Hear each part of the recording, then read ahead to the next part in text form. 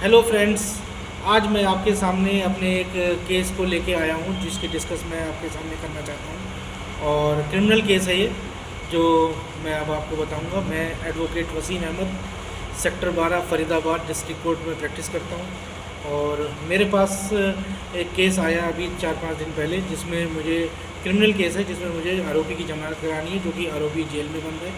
और आरोपी के घर वाले मेरे पास आए थे। उन्होंने बताया कि ये एफआईआर कॉपी अपने साथ लेके आए और उन्होंने बताया ये केस, ये मुकदमा दर्ज हुआ है हमारे बच्चे के ऊपर। जो कि जब मैंने एफआईआर देखी तो काफ़ी संगीन आरोप लगाए गए हैं और काफ़ी संगीन धाराओं में एफआईआर दर्ज है।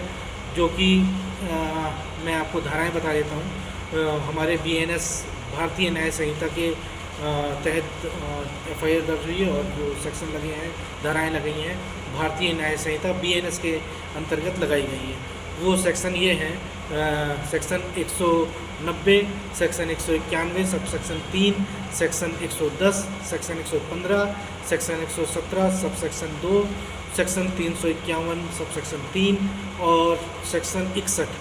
ये सारे सेक्शन ये हैं। सेक्शन 190 और 191(3) में तो ये बताया गया है कि अगर कोई 5 या 5 से ज़्यादा व्यक्ति कोई अनलॉफुल असेंबली बनाते हैं। अनलॉफुल असेंबली मतलब कि 5 या 5 से ज़्यादा व्यक्ति जब इकट्ठे होकर कोई क्राइम करते हैं, कोई दंगा करते हैं और किसी भी सामाजिक सद्भाव को ख़राब करने की कोशिश करते हैं, तो सेक्शन 190 लगता है। और सेक्शन 191(3) वो है कि आपने कोई डेंजरस वेपन के साथ, हथियारों के साथ वो असेंबली ज्वाइन करी हो। उस असेंबली में जो 5 या 5 से ज़्यादा लोग हैं, उसमें हर व्यक्ति के पास चाहे वो हथियार हो या ना हो, चाहे एक व्यक्ति के पास हो, तो वो अगर एक व्यक्ति भी वो कोई गलत काम करेगा तो सारे लोगों पे वो केस लगेंगे। जो उस एक व्यक्ति करे, चाहे सारे व्यक्ति करें, उस असेंबली में शामिल व्यक्ति सारे करें, चाहे कोई एक करे, वो सभी व्यक्तियों का, सभी लोगों का माना जाएगा कि इन लोगों ने एक कॉमन इंटेंशन के साथ ये अपराध किया है। अब इसमें क्या, जो मेरे पास केस आया, ये केस आया कि 5 या 5 से ज़्यादा लोग इकट्ठे हुए और किसी व्यक्ति के साथ मारपीट करी।